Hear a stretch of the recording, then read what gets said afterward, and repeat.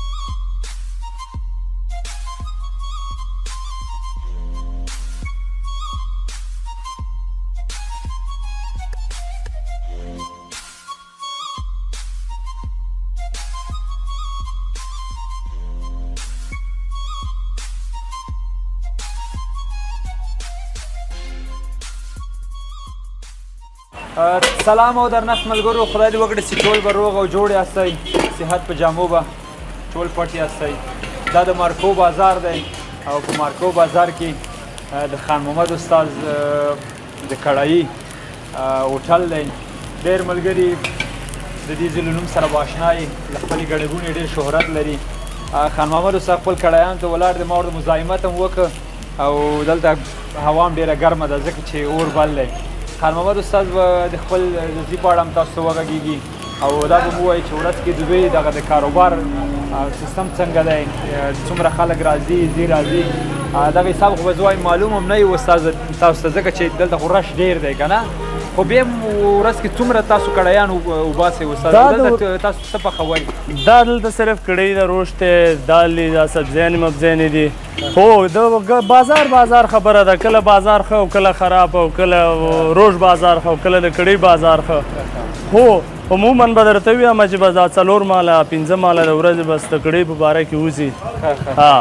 او تاسو ته د لرو پرتو سیمو نه هم خلک راځي، لکه نورو ولایتونو نه، لغمان، کونړ، لوګر، د دې ډېرو ولایتونو خلک دی. عمومي نمبر یې اخیستی دي، زنګ وایي پوه شي غوښه دغه که تیاره کړه او بیا راځي وروسته. یوه خبره چې ډېره اړینه ده خان محمد استاد، ستاسو زموږ او ستاسو لیدونکي به دا پوښتنه په ذهن کې لري چې دلته د زنانو دپاره سیستم ځای شته دی؟ هر زنانو دپاره بیل جلا ځایونه دي او نارینهو دپاره جلا ځایونه دي. او د پارسال سیستم څنګه دی؟ دلته نږدې سیمو کې هوټلونو والا، نور د دوکانداران، دلته خو د مستریانو هغه هم شته دی که نه؟ او مصرخانې هم شته دي، نور دوکانونه ما وکتل خوا دې خوا. دوی دپاره پارسال لرئ که نه لرئ؟ کورونو ته لیږئ؟ د ټلیفون سیستم لرئ که نه؟ نه، هغه مارکو کې نشته، دلته به عادي سیستم ده، حواله کوي خپلې وړي. ملګرو خو تاسو د خان محمد استاد خبرې واورېدلې، د پارسل سیستم نشته دی، خو نور د لرو پرتو سیمو نه ولایتونو نه ملګري راځي دلته غرمه کوي. او یوه خبره چې استاد زما له یاده ونه وځي، ستاسو دغه هوټل لکه څو بجو نه تر څو بجو پورې فعال وي؟ سهار شروع شي تر شپې 8-9 پورې فعال وي. شپې 8-9 پورې، دا خو ډېره ښه ده، ډېر ښه خبره ده چې شپې 8 پورې فعال وي که نه؟ استاد د دې هوټل والا او که نه کاروباریانو خو ډېرې خاطرې بالکل ښه خبره ده. خاطره به لرئ که نه د دې هوټل د دوران نه؟ ولې نه ښه خاطره هم ترې لرو، بده خاطره هم ترې لرو. پرون یو ګاګ ناست و پاس پوه او چې راکوشو شاګرد ته مې میل ګاګ څه شوی، ګاګ خو تللی دی. داسې خاطره مې داسې یو خاطره وه چې ورځ یو سپین ږیری راغی هلته روش وخوړه او 4 کیلو غوښه یې مې واله کړه. روش چې وخوړه بیا مې په دې سترګو مو نه لیده وایي چې موټر راولم او همداسې تللی و. 4 کیلو غوښه یې په خره ته پرېښوده.